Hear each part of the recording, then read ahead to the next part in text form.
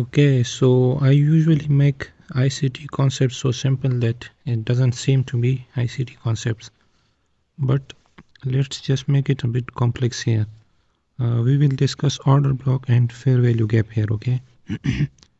So you see what happened was this swing high, okay, was taken by these impulsive green candles, okay? Market structure got broken here and it went up to that swing high or into the resistance, okay? So note down this area, okay? Here we have an order block, a bullish order block, okay? Because the market structure got broken and also there is a fair value gap. Now you see here the same happened here, okay?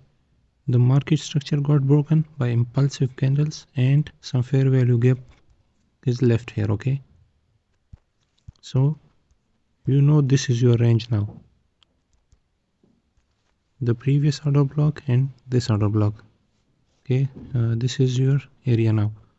So once you get an order block or fair value gap, it always trade back into that area, okay? If it's a bearish order block, it goes back into that area and goes down. If it's a bullish order block, it goes back to that area and then pumps. So what happened was it went back into that order block, okay, into the fair value gap, and now it's going down. So this area has to be tested, okay? Like this order block, okay? This is a bullish order block. It will come down here, then it will pump, okay? So I see that this is a bullish order block and this has to be filled. So let's see if it gets filled or not.